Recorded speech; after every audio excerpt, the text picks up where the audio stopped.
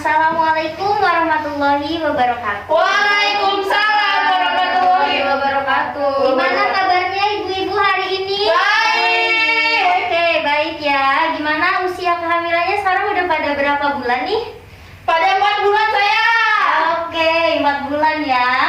Ibu tahu nggak sih kalau misalnya kita hamil itu ada beberapa tanda nih ya Bu ya yang harus kita perhatikan kalau misalnya tanda-tanda ini muncul. Karena kalau misalnya tanda-tanda ini muncul itu berarti bisa jadi penyulit bisa jadi tanda ini tuh menyebabkan penyulit atau masalah pas ibu hamil, pas ibu hamil sekarang nih sama pas nanti mau melahirkan atau nanti kesulitan pas udah melahirkannya atau nanti juga bisa berakibat buat si janin ibu gitu. Nah, di sini saya Kusmawati, saya akan menerangkan mengenai tanda bahaya kehamilan supaya ibu-ibu tahu kan untuk bagaimana nih cara penanganannya ataupun bagaimana nih tanda seperti apa yang harus kita waspadai. Oke. Nah, di sini selanjutnya di sini ada pengertian kehamilan. Ibu-ibu udah tahu belum pengertian kehamilan itu apa? Kehamilan itu ya Bu ya, dari mulai kita konsepsi sampai keluarnya janin. Jadi dalam perut ibu-ibu ini nih ada yang namanya janin. Awalnya itu bermulanya itu dari konsepsi namanya. Nah terus nanti sampai keluarnya janin itu dinamakan kehamilan. Kehamilan ini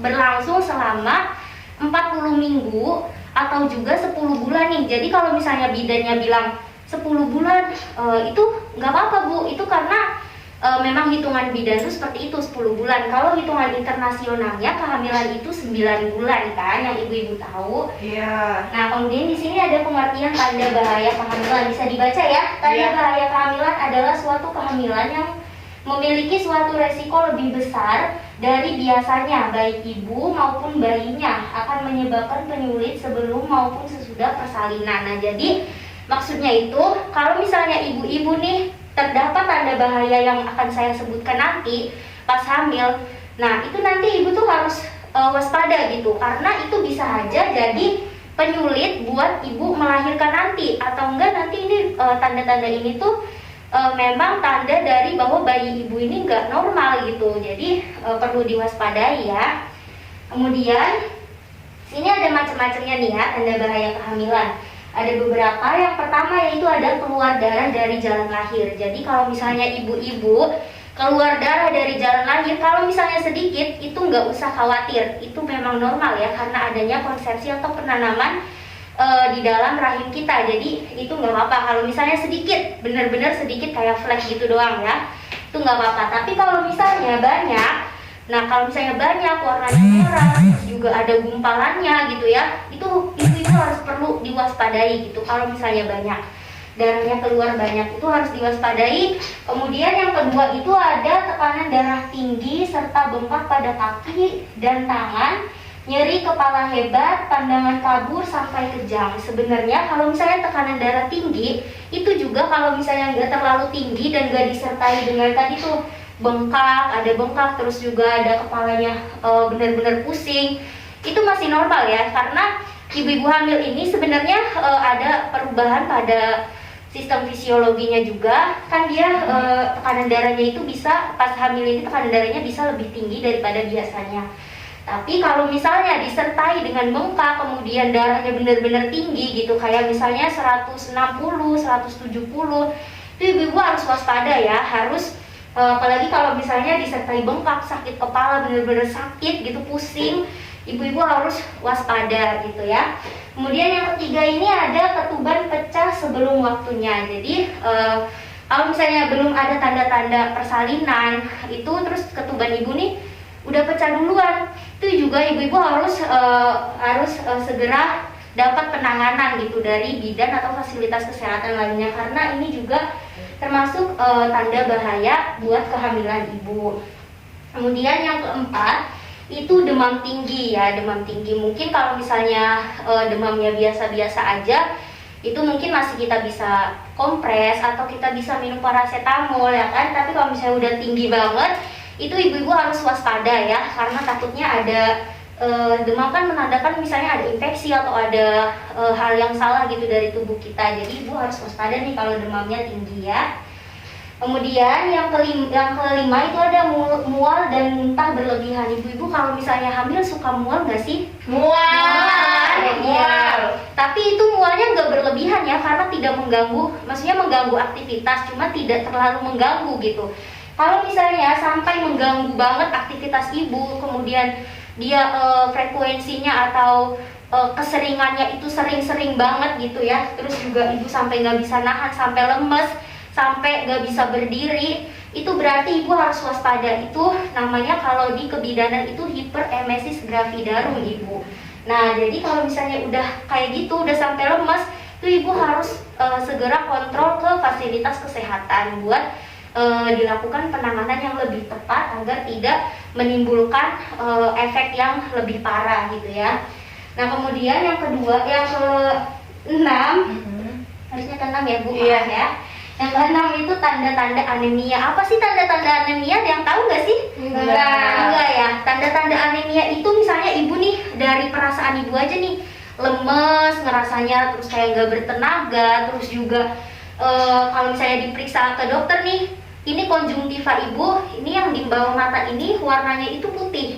Jadi kalau misalnya ininya udah putih, udah lemes ibunya, terus juga kayak udah malas beraktivitas, udah bener-bener kayak cepet banget capek gitu, itu perlu dikhawatirkan itu sebagai salah satu tanda-tanda anemia. Makanya kan kalau misalnya hamil, kita itu harus minum tablet tambah darah ya, supaya kita ini nggak kena tanda-tanda anemia atau nggak kena penyakit anemia ini. Nah kemudian yang ketujuh itu ada nyeri perut yang hebat. Nyeri perut yang hebat nih kayak kalau misalnya nyeri kalau misalnya nyeri perut karena mah atau karena sakit perut lainnya ya, mau BAB atau apa, itu tuh berbeda dengan ini.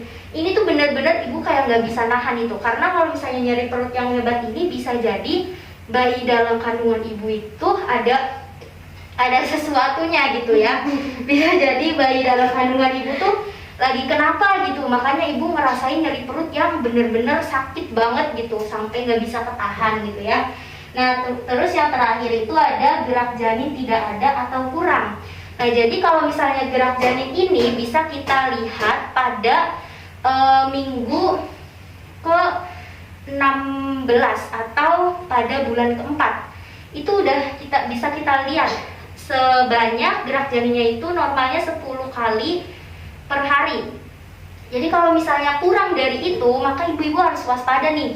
Jadi ibu perhatikan juga gerakan janin ibu. Kalau misalnya kira-kira ini kurang nih dari 10 kali nih sehari ini, ya udah besoknya kurang lagi nih, berarti ibu langsung harus pergi ke fasilitas kesehatan ya, supaya kalau misalnya ada terjadi apa-apa itu nggak makin parah gitu loh, bisa langsung ditangani dengan ahlinya. Nah kemudian ini untuk penanganannya gimana sih bu kalau misalnya saya punya tanda-tanda yang tadi ibu sebutin? Nah caranya yang pertama yaitu ibu-ibu nih harus teliti dulu nih tanda-tanda yang tadi saya sebutkan. Ibu-ibu harus ingat, kemudian ibu-ibu kayak analisa diri ibu-ibu sendiri nih. Kalau misalnya sekiranya ini nih bener-bener beda gitu, bener-bener kayak parah gitu, nah ibu-ibu harus langsung ke fasilitas kesehatan aja gitu ya. Meskipun nggak parah, nggak begitu parah, tapi tandanya sama kayak yang tadi saya sebutin, itu langsung aja ke fasilitas kesehatan daripada nanti nunggu parah dulu, itu nggak boleh ya. Oke Bu Bidan. Oke. Kemudian untuk cara mencegahnya, yang pertama, ibu-ibu nih kalau misalnya kontrol kebidan berapa bulan sekali? Sebulan sekali. Sebulan sekali ya, Iya. itu bagus sih, bagus. Kita itu harus kontrol kebidan itu buat mencegah tanda-tanda kehamilan tadi ya. Kita harus sering kontrol, minimal itu 4 kali dalam kita hamil. Jadi kalau misalnya 4 kali itu kayak bulan pertama ada 3 trimester nih. Trimester 1 itu bulan 1, 2, 3.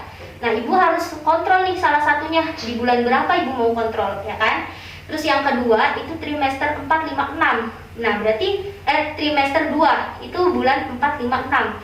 Berarti ibu kontrol nih mau ke bulan ke 6-nya, mau ke bulan ke-5-nya itu nggak apa-apa, 1 kali juga. Nah yang ketiga trimester 3 itu berarti 7, 8, 9 ya. Nah bulan itu ibu harus kontrol 2 kali.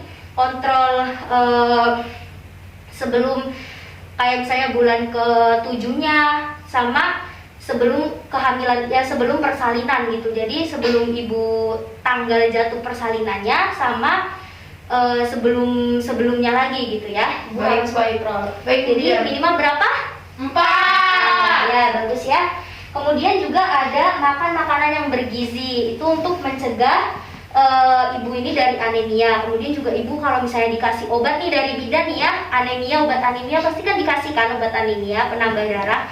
Itu ibu harus minum ya, harus habis, karena meskipun ibu tidak mengalami anemia sekarang, mungkin nanti ibu bakal mengalami anemia atau bisa jadi pas mau persalinan darah ibu ini hemoglobinnya kurang. Itu juga nanti bakalan bahaya ya Bu ya, jadi diminum ya. Oke Bu. Oke, sekian yang dapat saya sampaikan. Ibu kalau misalnya mau ada pertanyaan atau apa nanti bisa chat pribadi saya saja ya. Baik, Terima kasih. Terima kasih.